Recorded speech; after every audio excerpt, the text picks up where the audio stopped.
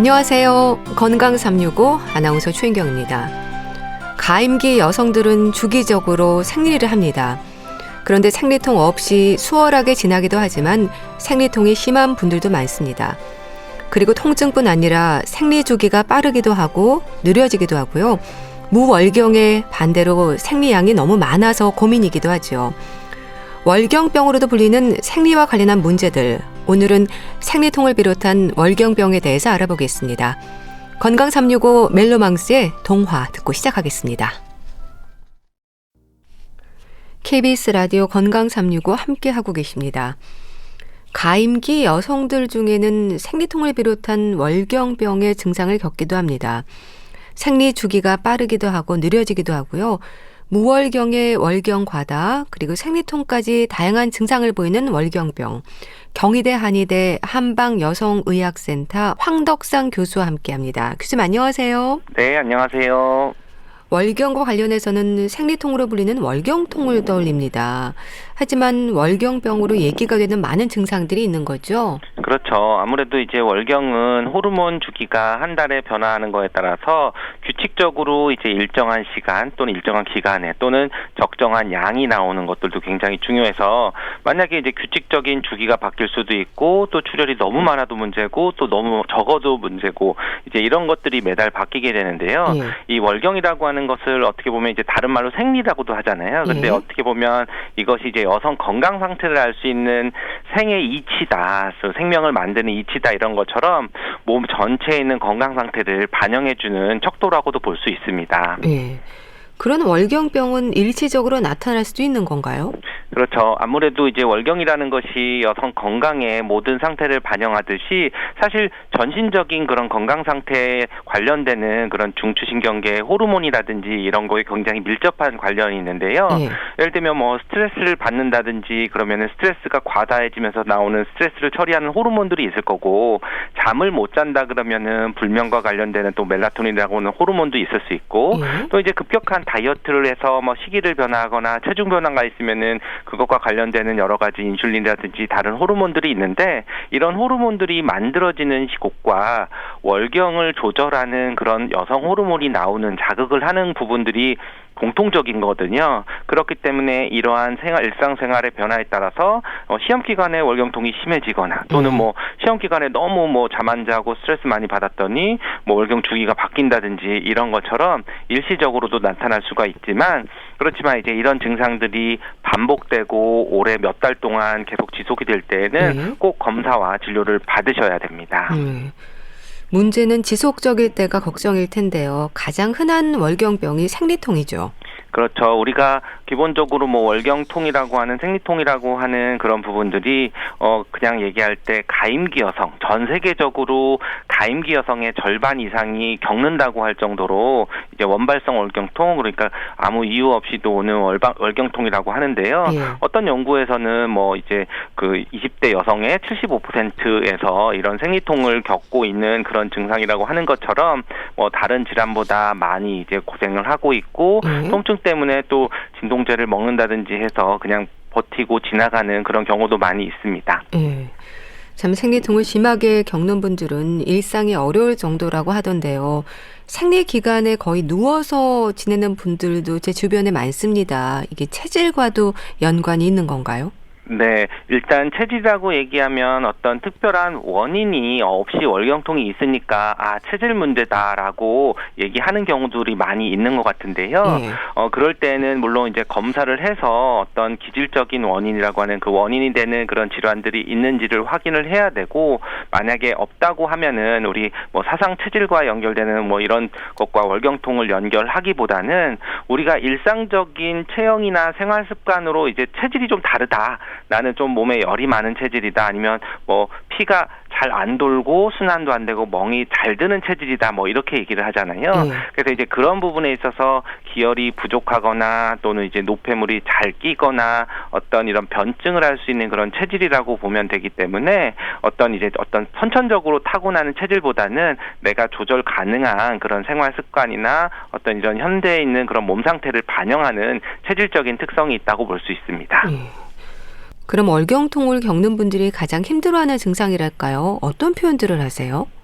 네, 어떤 심하게 이제 월경통이 있으신 분들은 마술이라고 하기보다는 형벌 같다고 표현하시는 분도 있을 정도로 심한 월경통으로 좀 고생을 하시는데요. 예. 밑이 빠지는 것 같다, 다리까지 저리고 또는 복통이 너무 심해서 토하거나 머리 아프거나 정말 일상생활을 못해서 이런 통증 때문에 한 달에 한 번은 응급실을 방문해야 될 정도로 있기 때문에 이런 경우에는 꼭 어떤 그냥 참기보다는 단순 진통제로 견디고 지나가기보다는 정확한 진단을 한번 받고 그에 맞는 치료를 받아야 하는 경우들도 많이 있습니다. 예.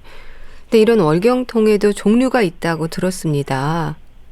네, 일반적으로 이제 월경통에는 크게 보면 두 가지로 나눌 수 있는데요. 한 가지는 이제 원발성 월경통이라고 해서 이것은 이제 특별한 원인 질환이 없이 생기는 월경통이 있고 또 이에 반해서 속발성 월경통, 2차성 월경통이라고 하는데 이런 경우는 이제 골반 내에 특정한 병변 질환이 있어서 그걸로 인해서 오는 월경통을 얘기를 하는데요.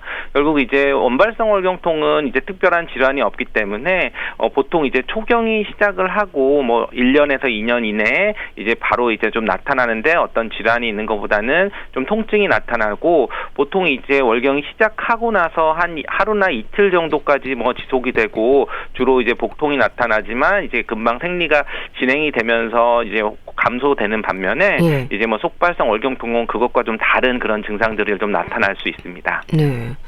원발성 월경통, 1차성 월경통은 많은 분들이 나름의 방법으로 이어가는 따뜻한 수건을 배에 올려둔다거나 팥주머니를 따뜻하게 해서 올려두기도 하던데요. 이런 방법들은 도움이 되는 건가요? 그렇죠. 이제 1차성 월경통은 어떤 특별한 어떤 질환적인 치료가 있는 건 아니라서 어떻게 보면 이제 증상을 좀 완화시키거나 통증을 완화시키는 여러 가지 방법들이 도움이 될 수 있습니다.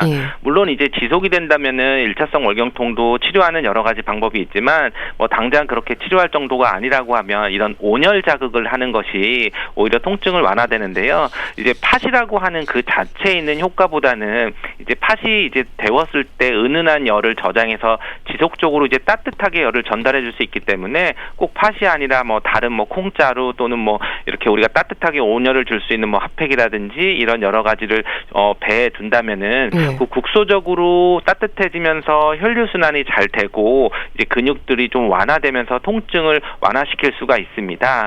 그래서 이런 것을 이용하는 가장 대표적인 한의학적인 치료가 이제 뜸 치료가 또 있거든요. 그래서 뜸이 이제 아랫배 쪽에 이제 따뜻한 뜸 이제 쑥의 그런 효과들을 해서 그런 치료를 받을 수 있기 때문에 심한 그런 원발성 월경통인 경우는 한방 의료기관에 가셔서 이런 쑥뜸 치료도 받으시는 것이 좋습니다.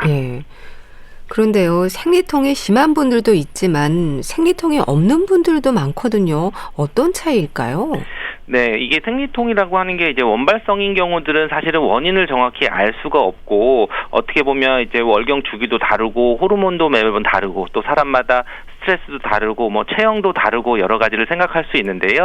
그렇지만 원인은 없지만 어떻게 보면 생리통이 없이 건강한 여성의 몸 상태냐 또는 어디가 스트레스가 많이 있든지 또는 골반이 털어져 있든지 다른 여러 가지 그런 몸과 체형이나 이런 것들에 조금 내가 살펴야 되는 문제가 있는 건 아닌지 이렇게 체크를 해봐야 되는 경우들이 있고요. 만약에 또 생리통 중에 이제 속발성이라 그러면은 그와 관련되는 다른 질환들이 있는지 꼭 진단을 받으셔야 됩니다.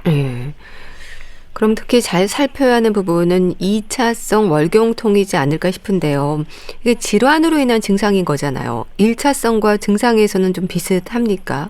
네, 물론 1차성과 증상의 차이가 있습니다. 그렇지만 이 증상의 차이로 2차성을 확진할 수는 없습니다. 그렇기 때문에 정확한 진단이 필요한데요. 보통 이제 1차성 월경통은 이제 생리 시작하고 하루나 이틀 정도 되면 통증이 좀 심하고 완화가 되는데 속발성 2차성 월경통의 경우는 3, 4일 또는 생리가 끝날 때까지도 점점 심해지는 그런 통증이 지속이 될 수도 있고요. 그리고 좀 더 이제 진통제를 먹어서 잘 완화되지 않아서 오히려 1차성인 경우는 진통제로 인해서 좀 완화가 되지만 그 진통제로 인해서 그 원인 질환이 치료가 되는 것이 아니기 때문에 이 2차성 월경통은 진통제를 먹어도 계속 통증이 지속이 되는 그런 경우가 있고 통증의 양상이나 이런 것들이 좀 더 강화되는 그런 증상들로 나타날 수가 있습니다. 그럼 2차성 월경통의 경우에는 뭐 자궁 내막증을 비롯해서 근종으로도 그렇고요. 여성 질환의 위험을 치료를 하면 월경통도 좀 사라지는 건가요? 그렇죠. 2차성 월경통은 이제 진통제로 버티는 것보다는 그 원인이 되는 질환을 치료를 해야 되는데요. 예. 가장 흔하게 뭐 자궁 근종이라든지 뭐 자궁 내막 용종이라든지 자궁 샘근증 또는 골반 내 염증이나 자궁 내막증 등이 있을 수가 있기 때문에 이런 것들은 단순히 진통제로 해서 통증을 없앤다고 되는 게 아니라 그것에 맞는 그런 적절한 치료를 했을 때 그 원인 되는 질환들이 개선이 되기 때문에 이런 2차성 월경통의 경우는 그리고 이런 질환들이 단기간에 뭐 며칠 치료한다고 개선이 되는 게 아니라 몇 달 동안 꾸준히 치료를 해서 이 증상들이 완화되는 그런 목표를 세워야 됩니다. 예.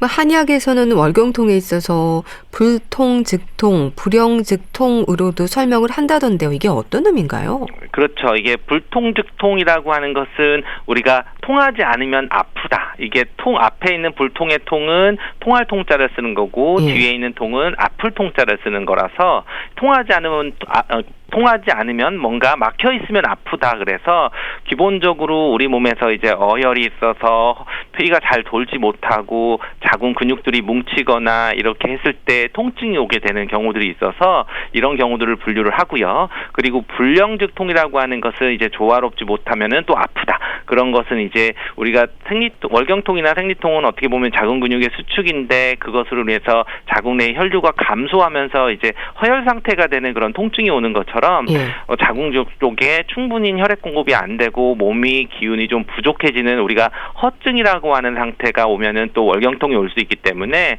월경통을 치료할 때 실증이냐 허증이냐 이런 원인들을 따르고 그런 증상들을 변증을 해서 치료를 하고 있습니다. 예.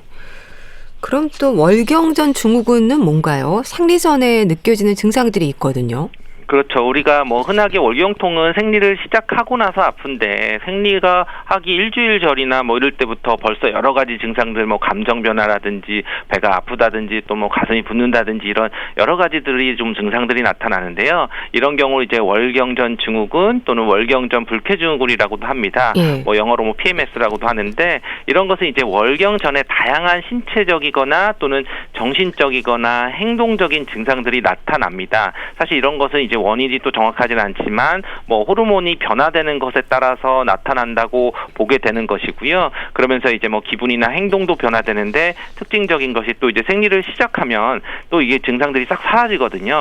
그러니까 어떻게 보면 생리하기 전에 막 집중력도 떨어지고 뭐 우울 불안하는 그런 정신적인 증상부터 뭐 변비나 설사 또는 뭐 소화장애나 또 잠이 너무 온다든지 아니면 뭐 폭식 같은 그런 신체 증상들이 다양한 증상들이 다 이런 증상을 유발할 수 있습니다.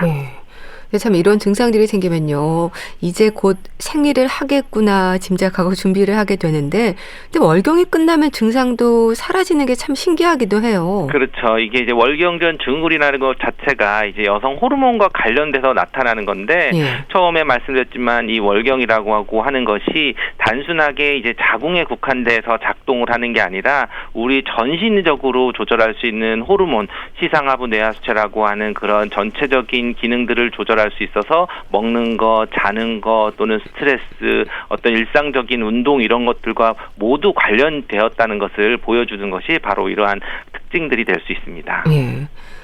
근데 질환으로 인한 2차성 월경통은 질환을 치료하는 것으로 월경통을 잠재운다고 하지만요. 1차성은 어떨까요? 뭐 딱히 원인이 없잖아요.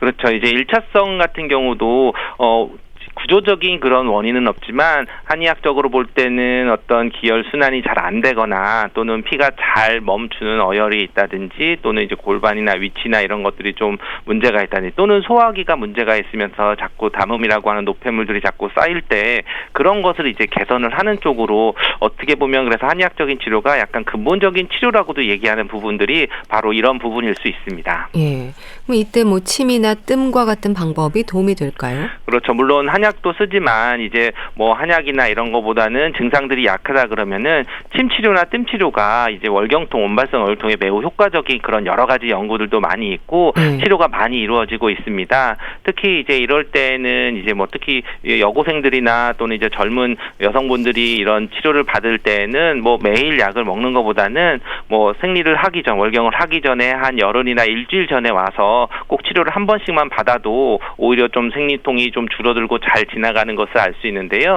바로 이런 침 치료나 또는 이런 자극들이 뭐 세로토닌이나 엔돌핀 같은 어떤 통증을 차단시킬 수 있는 그런 효과도 있다는 그런 연구 논문 기전들도 있고, 또는 이제 국소적으로 골반이나 자궁 쪽의 근육들을 좀 이완을 시키고 또 혈류순환을 개선하는 그런 목적으로 치료를 하고 있습니다.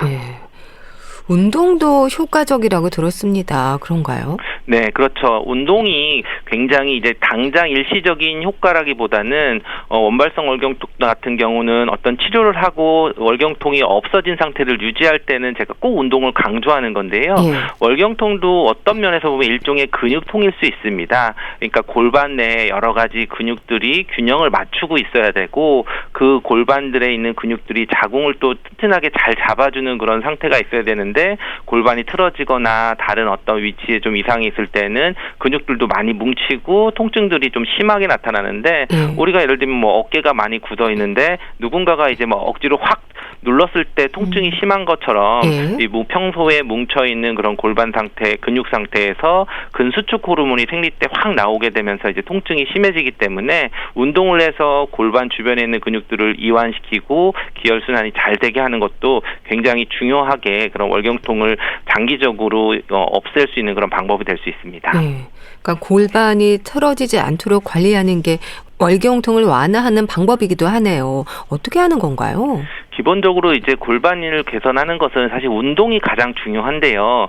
결국 이제 골반이 틀어지면 척추도 틀어지고, 이제 척추에는 또 여러 신경계통들이 다니기 때문에 그러면서 국소적으로 혈류순환 장애나 호르몬 이상이나 이런 것들도 영향을 미칠 수가 있습니다. 그래서 우리가 기본적으로 골반이나 또는 엉덩이 또는 허리 아래에 있는 우리가 요즘에 얘기하는 뭐 코어 근육들, 뭐 중심부 근육이라고 하는 부분들의 운동을 많이 해서 평소에 이제 스트레칭도 많이 하고 또는 꾸준히 매일매일 운동을 하는 것이 중요합니다. 그럼 내가 골반이 틀어졌는지는 어떻게 알 수 있을까요?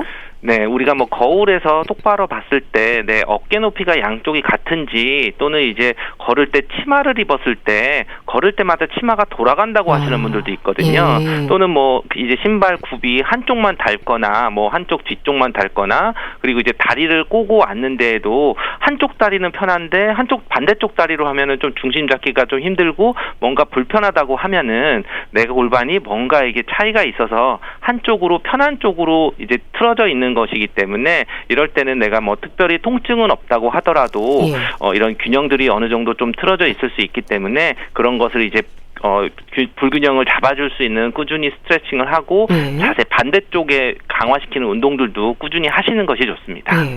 뭐 음식이라든지 생활 환경도 중요할까요? 그렇죠. 음식이나 생활 환경에서 제일 강조하는 것은 어떤 좋은 음식보다는 먹지 말아야 될 음식들을 좀 강조하는 편인데요. 특히 이제 월경통과 관련돼서는 이제 단순당을 줄이는 것이 중요합니다. 그래서 단순당이라는 게 보통 월경 때, 생리 때 뭐 단 게 땡긴다고 하지만 오히려 그때 먹는 뭐 초콜릿이나 또는 이제 탄산음료나 이런 것들은 또 카페인이 들어간 단 음식들은 그런 월경통을 또 악화시키는 그런 부작용이 있기 때문에 특히 이제 좀 조심하셔야 됩니다. 참 월경통도 가족력이 있습니까? 엄마 닮는다는 말도 하거든요. 그렇죠. 많은 분들이 이제 월경통이 가족력의 어떤 역할이 있는데요. 근데 그런 부분들이 이제 유전적인 부분들도 있지만 어떻게 보면 그 가족으로서 식생활이나 또는 이제 자세나 이런 것들이 좀 많이 비슷한 분들을 보거든요. 만약에 뭐 엄마를 봤는데 어깨가 좀 이렇게 굽었는데 딸도 보면 똑같이 뒷모습이 뭐 비슷하다든지, 이런 것들이 어떤 골반의 자세라든지 또는 식습관이 있어서 좀 단 거를 많이 먹는다든지 또는 기름진 걸 많이 먹는다든지 어떤 월경통을 좀 악화시킬 수 있는 그런 쪽으로 비슷한 식습관을 유지를 하는 경우들이 있기 때문에 기본적으로 뭐 유전적인 부분만 생각하지 말고 결국은 이제 내가 운동을 한다든지 식습관을 바꾼다든지 하는 그런 생활 부분에서 개선하는 것이 월경통을 관리하는 데 훨씬 유리합니다. 또 결혼 전에는 월경통이 심해서 학교 결석을 할 정도였는데 결혼 후에 월경통이 사라졌다고 말하는 분들도 있거든요. 실제로 그렇죠. 그렇죠. 아무래도 특히 이제 출산하고 나서 월경통이 좀 없어졌다고 하시는 분들이 많이 있는데요. 예. 기본적으로 이제 원발성 월경통은 이제 골반에 있는 근육들이 위치나 밸런스가 깨져 있어서 되는데, 기본적으로 임신 과정을 겪게 되면서 여러 가지 호르몬 변화도 있고, 또 임신 기간 중에 또 호르몬이 또 휴식하는, 우리가 자궁이 휴식하는 그런 면도 있고, 예. 또 다시 회복되면서 골반에 있는 근육들이 다시 재정립되면서 자세를 좀 이완도 되고 하면서 월경통이 좀 호전이 되는 경우도 많이 있습니다. 예. 또 월경에 양이 유난히 많고 생리 기간이 일주일씩 길게 이어지는 경우도 있고요. 시작부터 끝까지 사흘이면 끝나고 양이 많지 않는 분들도 있거든요. 이건 어떤 차이인 걸까요? 그렇죠. 요즘에 이제 결국은 생리라고 하는 것은 자궁 내막이 부풀었다가 그것이 이제 임신이 성립하지 않으면 그 부분 자궁 내막이 쏟아져 나오면서 이제 월경이 되는 건데요. 결국 그런 자궁 내 혈류가 얼마나 좋으냐 나쁘냐 하는 것에 영향을 받을 수 있습니다.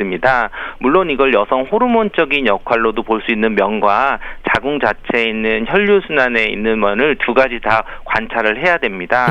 그래서 이런 여성 월경병의 문제에 있어서는 산부인과에서 호르몬 측정도 하는 거고, 또 한의학에서 보는 기혈 순환의 그런 문제까지 두 가지 동시에 보는 것이 굉장히 중요하고요. 특히 이제 요즘 젊은 여성들에 있어서는 그 다낭성 난소증후군이라고 하는 그런 월경병이 또 대표적인데, 또 이러한 다낭성 난소증후군이 있을 때는 생리 주기가 많이 바뀐다든지, 또는 뭐 무월경이 돼서 생리가 없어진다든지 이런 것들이 오게 되는데, 이게 여성 질환이기도 하면서도 단순히 호르몬 변화가 아니라 내분비적인 질환의 특성들이 가지고 있어서 일상적으로 잠을 잘 자는지 잘 먹는지 규칙적인 생활을 하는 것들이 굉장히 영향을 많이 받을 수 있습니다. 그래서 노폐물과 이제 생리통을 줄여준다고 해서 평소에 꾸준히 좌욕을 하기도 하는데 근거가 있을까요? 쑥짐도 하거든요. 네, 기본적으로는 이거는 온열 치료적인 부분들에 있어서 따뜻하게 하고 골반을 순환시켜주는 그런 데에는 개선적인 부분들이 있을 수 있습니다. 그렇지만 이제 좌욕을 할 때 이제 쑥이 어떤 쑥을 쓰느냐, 좋은 쑥을 쓰느냐, 또는 이제 좀 그 의료기기로 쓸 수 있는 좋은 쑥이 있고요. 또 그렇지 않은 또 다른 쑥이 있기 때문에 그런 것도 이제 집에서 셀프로 하실 때에는 오히려 그런 거를 좀 잘 보거나 아니면 이제 한방 의료기관에 찾아서 그런 자원을 하거나 하는 쪽으로 치료를 받으시는 것이 더 좋습니다. 또 생리 기간에는요, 생리통이 있는 분들뿐 아니라 생리통이 없어도 예민해진다고 하는데요. 이게 의학적으로도 설명이 되는 부분일까요?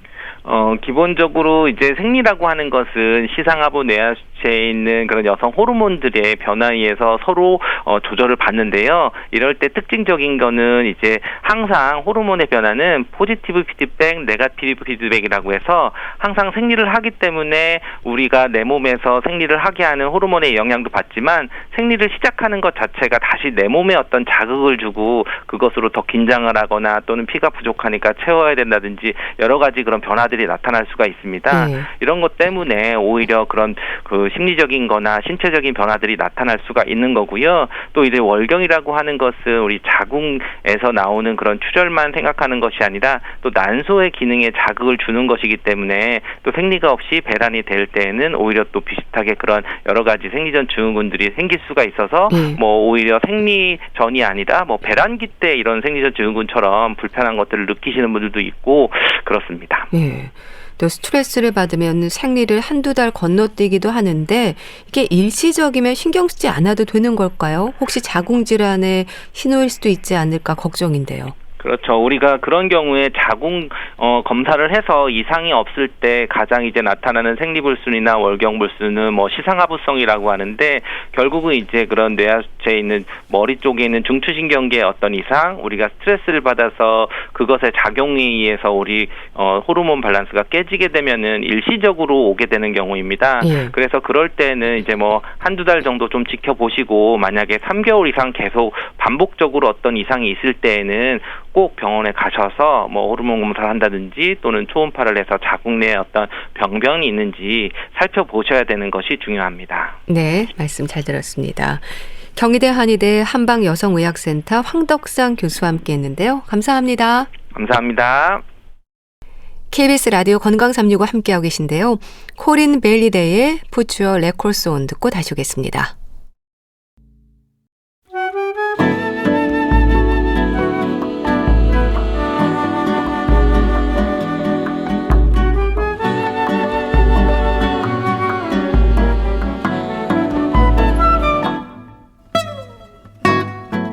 건강한 하루의 시작. KBS 라디오 건강 365 최윤경 아나운서의 진행입니다.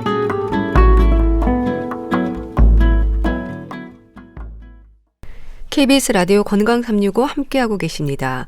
건강책 정보 북컬럼니스트 홍순철 씨와 함께합니다. 안녕하세요. 네, 안녕하세요. 오늘 소개해 주실 책은 일단 제가 좀 뜨끔했습니다.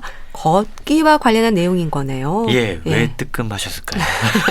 아우, 잘 안 걷잖아요. 그렇죠. 네. 그렇게 따지면 뭐 저도 뜨끔해야 되고요. 네. 많은 분들이 뜨끔할 수밖에 없는데 오늘 소개해드릴 책이 걷는 존재라는 제목의 책입니다. 예.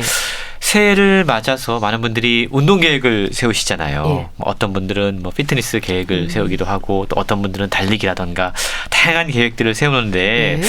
안타깝게도 많은 계획들이 사실은 작심삼일이 되는 경우들이 많습니다. 맞아요. 왜냐하면 우리가 운동하지 못할 이유를 찾자면 예. 너무 많아요.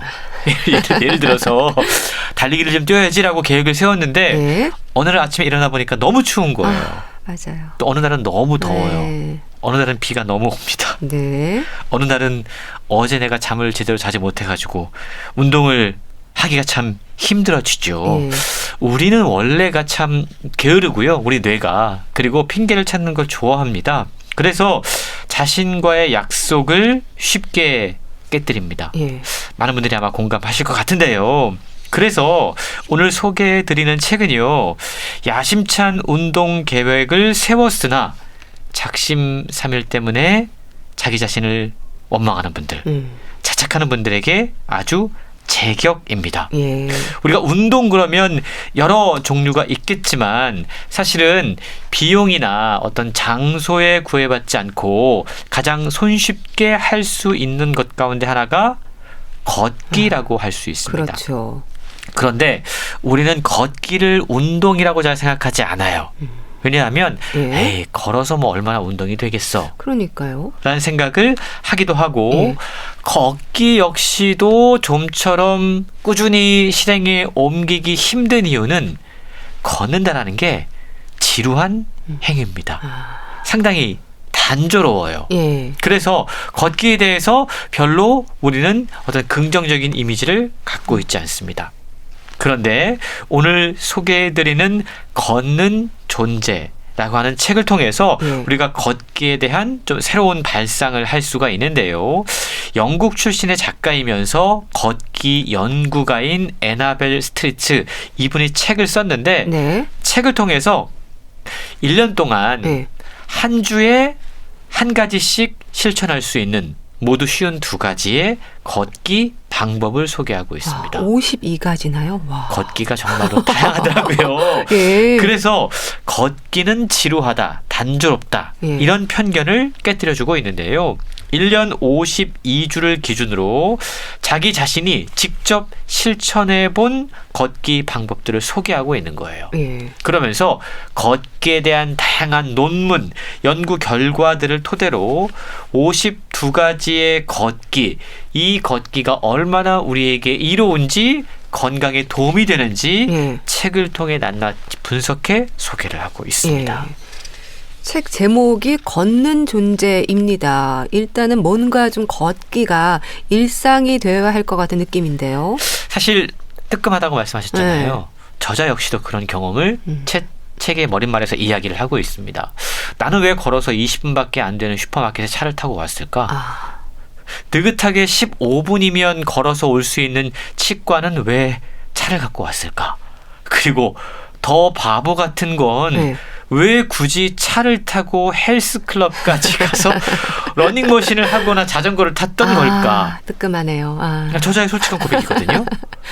근데 아마 공감하시는 분들이 많으실 것 같습니다. 소설가인 저자는 기회가 있을 때마다 차를 타고 다녔고요. 그러면서 일이 글을 쓰는 거기 때문에 책상 앞에 온종일 웅크려 앉아서 글을 썼고 예. 저녁이 되면 힘들다고 소파에 파묻혀 지냈다고 그럽니다. 그러다가 이런 생활 습관을 가진 사람들이 꼭 오게 되는 일종의 부산물 같은 것들이 있어요.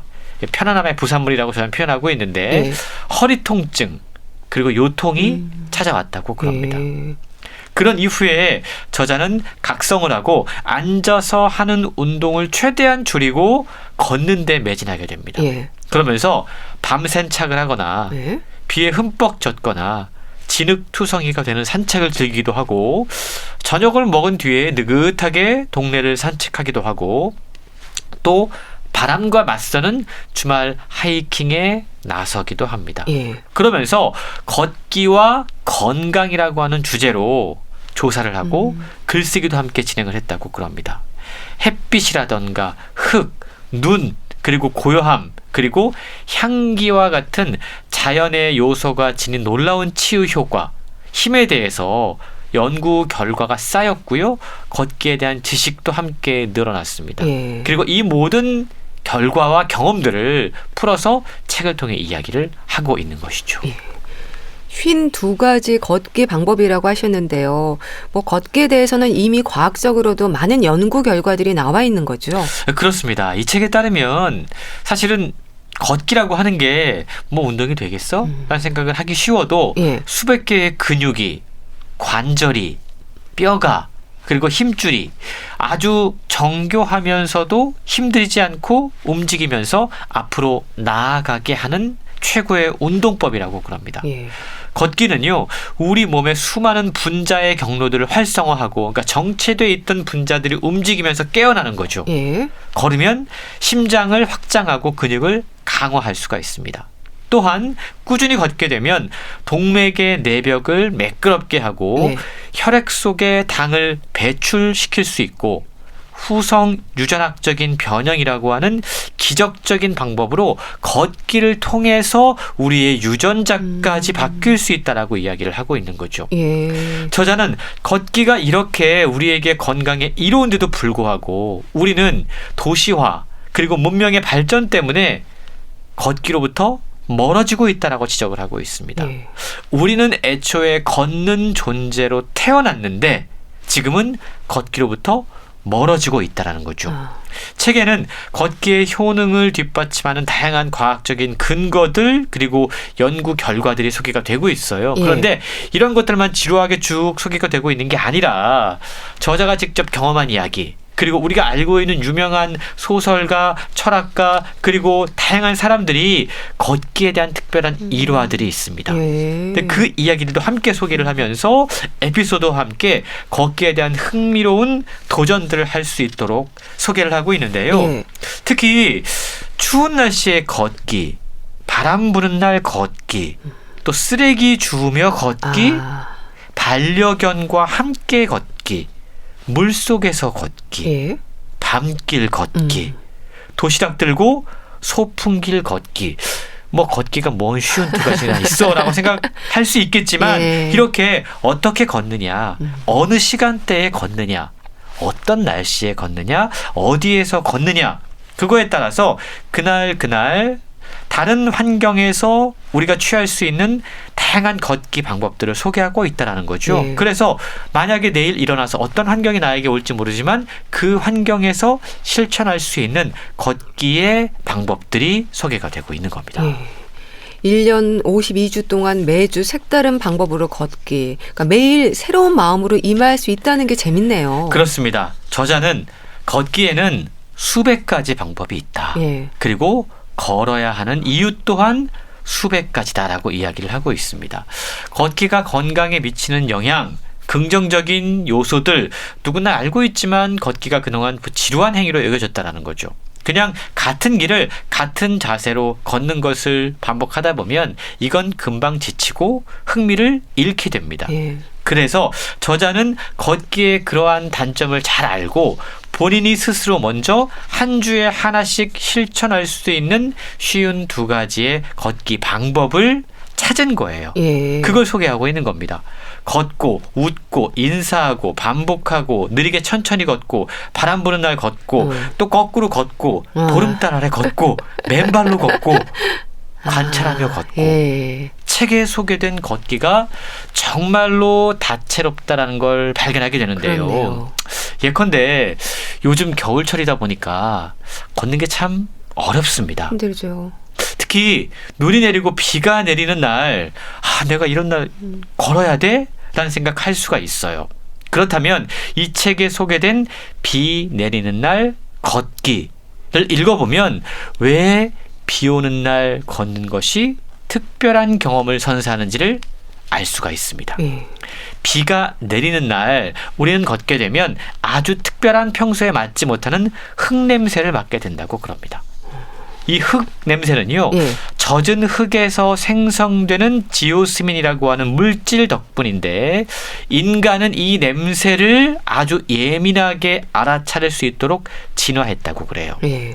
진화 심리학자들은 이 냄새가, 지오스민이라고 하는 냄새가 물과 비옥한 흙의 존재를 의미했기 때문에 사람들이 의식적으로 그러한 냄새를 찾으려고 우리는 과거로부터 탐구할 수밖에 없었다라고 이야기합니다. 예. 근데 이게 왜 좋냐면 비가 오는 날 흙에서 그리고 공기 중에서 다양한 물질들이 생성이 됩니다. 예. 그 가운데 우리가 음이온이라고 하는 거. 이 음이온은요, 건강과 기분에 아주 좋은 영향을 준다고 그럽니다. 그래서 비 오는 날 걸으면 의외로 뭔가 좀 생동감이 느껴지는 때가 있는데 예. 이게 바로 음이온 때문이라는 거죠. 그리고 비가 오면 칙칙하게 색이 발해 있던 자연들이 풀이 생기 있게 뭔가 색깔이 바뀝니다. 예. 그런데 이렇게 생기 있게 빛나는 자연물을 보면 우리 신체에서 도파민이 급격하게 분비가 된다고 그래요. 이것 역시 우리에게 상당히 건강상의 이로운 점을 제공을 해주고 있는 거고요. 예. 뿐만 아니고 비 오는 날 걸으면 평소에 걷는 것보다 훨씬 더 많은 열량들을 소비를 하게 됩니다. 예. 그렇게 되면 다이어트에도 도움이 되는 거죠. 이렇게 하면 비가 오는 날 더더욱 오히려 나서서 걸어야 하는 이유를 우리는 쉽게 발견할 수 있다는 것이죠. 예. 그렇게 걸어야 하는 이유들이 공감이 되면 실천은 자연스럽게 이어질 텐데요. 그러니까 그냥 걷는 것도 좋지만 의미를 부여하는 다른 일들과 함께하는 것도 좋겠어요. 그렇습니다. 최근 우리나라에서도 이 플로깅이라고 하는 모임, 예. 걷기 방법이 종종 유행하고 있어요. 예. 이게 친환경 트렌드이기도 한데 예. 이게 뭐냐 하면 조깅을 하면서 쓰레기를 줍는다. 이게 이제 이 플로깅이라고 하는 거거든요. 이것 역시 건강과 우리의 어떤 자연을 동시에 챙길 수 있다는 점에서 상당히 인기를 끌고 있다는 거죠. 예. 저자는 바로 이 플로깅 또한 새로운 걷기의 방법으로 추천을 하고 있는데요. 이 코로나19의 대유행으로 영국 정부에서 야외 활동을 하루 1시간으로 제한한 적이 있었습니다. 그때 이 책에 소개된 다니엘 라이트의 쓰레기 줍기 공동체, 여기에 속한 사람들 대부분은 이 소중한 시간, 그러니까 하루에 1시간만 밖을 나설 수 있는데 예. 이 1시간 밖에 나가서 쓰레기 줍는 활동에 사용했다고 그럽니다. 쓰레기를 줍다 보면 걸으면서 예. 종종 지나가는 사람들이 뭘 합니까? 라고 묻기도 하고 네. 쓰레기를 줍습니다라고 이야기하면 감사 인사를 전하기도 하고 또 쓰레기를 줍는 건요 그냥 걷는 행위보다 훨씬 더 많은 열량을 소비하게 합니다. 왜냐하면 쓰레기를 주우려면 몸을 굽혀야 되고요.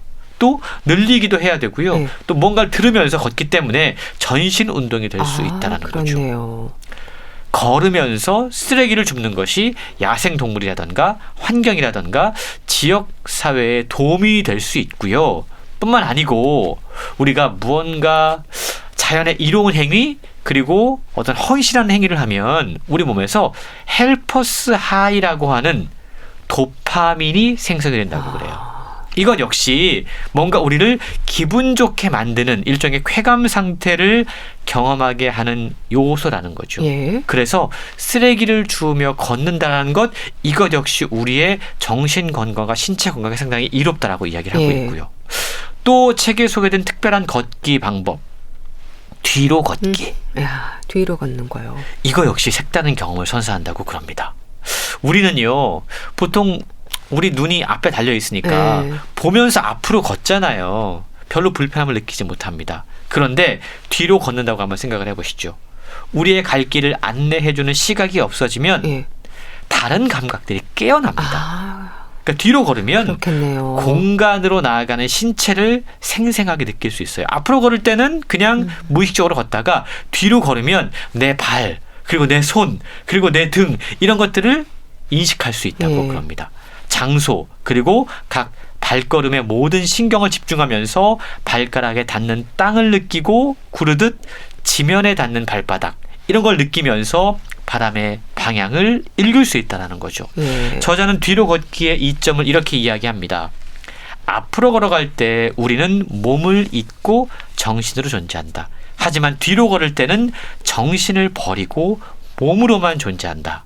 이 설명이 뒤로 걷기의 이점을 제대로 표현하고 있는 것 같습니다.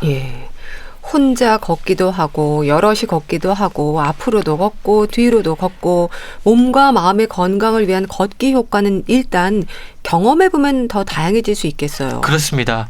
이제 추위 아직 좀 춥긴 하지만 조금 있으면 이제 봄도 되고 또 새싹도 돋아나고 그러면 이거 뭔가 좀 이 소풍 가고 싶다. 도시락 사서 가고 싶다.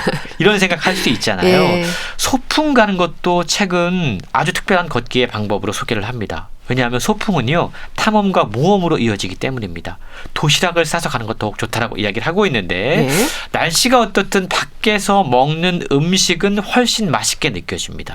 그리고 걷기, 그리고 무언가를 나르는 것, 이게 합쳐지면 단순히 덤벨을 그냥 답답한 공간 안에서 들어 올리는 것보다 훨씬 더 복합적인 운동이 된다라고 이야기를 하고 있는 거죠. 짐을 들고 걸을 때마다 우리의 몸은 안정성 그리고 균형을 유지해야 되고 두뇌는 어떻게 하면 최선의 움직임을 우리가 갈 수 있을까 측정하게 된다는 겁니다. 우리의 온갖 몸, 무거운 가방을 들고 걸을 때 더욱더 빈틈없이 일하게 된다는 겁니다. 그래서 뭔가 좀 소풍을 떠나서 도시락을 싸서 가는 것, 맛있는 음식을 생각하면서 근육을 단련할 수 있는 좋은 기회다라고 이야기를 하고 있습니다. 걷기에 대한 특별한 에피소드가 많이 소개된다라고 말씀을 드렸잖아요. 임마누엘 칸트, 유명한 철학자죠. 매일 오후 5시에 산책하는 것으로 유명했다고 그럽니다. 그리고 그때 그는 그 누구와가도 함께 걷지 않았다고 그래요. 이유가 있는데요. 대화를 나누면서 걸으면 자꾸만 입으로 숨을 쉴까 봐. 걸으면서 혼자 걸으면서 코로 숨을 쉬는 것이 상당히 우리의 건강에 또 이로움이 된다고 그러고 그 밖에도 다양한 철학자와 예술가들이 어떻게 걷기를 좋아했고 그걸 기록으로 남겼는지도 책에 소개가 되고 있습니다. 참 걷는 존재는 우리에게 걷기가 강조가 되는 이유, 이 걷는 일에 소극적이 돼가는 우리 일상에 대한 지적일 수도 있겠어요. 그렇습니다. 우리는 왜 걷기로부터 멀어지고 있는가? 왜 우리는 다시 걸어야 하는가? 그 질문을 책을 통해서 만날 수 있다라는 거죠. 호모 사피엔스, 우리는 아주 오랜 시간 동안 걷는 존재로 진화해 왔습니다. 하지만 호모 사피엔스로서 우리는 아주 귀중한 에너지를 보존하도록 진화를 해왔어요. 이 두 가지가 상충하고 있는 겁니다. 생활이 점점 편리해지면서 우리는 자꾸만 에너지를 보존하려고 해요. 그러면서 점점 더 걷지 않고 편안하게 앉아있거나 누워있거나 이걸 추구하게 된다는 겁니다. 저자는 이러한 우리의 안일함에 저항해야 된다라고 이야기를 하고 있는데요. 그 어느 때보다 전자제품 그리고 영상, 스크린으로 둘러싸인 우리의 환경에서 우리의 몸과 두뇌 그리고 영혼이 서로 연결되는 활동을 하려면 밖으로 나가 걸어야 된다는 겁니다. 집에서 편안함 때문에 그냥 자신의 감각들을 무시하고 가만히 있게 되면 우리는 생기를 잃어갈 수밖에 없다라는 거죠. 우리가 다른 탈 것 대신에 걷기를 선택할 수 있다면 이것은 우리의 건강뿐만이 아니고 지금 우리 지구에 닥친 어떤 대기 오염의 문제, 소음 공해 문제 이런 것들까지 해결할 수 있고요. 우리가 얼마나 아름다운 마을과 동네에 살고 있는지를 함께 발견할 수 있다고 그럽니다. 저자는 이 모든 행위는 작은 한 걸음을 내딛는 데서 시작한다라고 우리에게 용기를 부추기고 있습니다. 네. 한 걸음 내딛는 것부터 시작된다. 기억해야겠네요. 걷는 존재 소개해 주셨는데요. 북컬럼니스트 홍순철 씨였습니다. 잘 들었습니다. 감사합니다. 고맙습니다. 권진아의 Fly Away 보내드리면서 인사드릴게요. 건강365 아나운서 최인경이었습니다. 고맙습니다.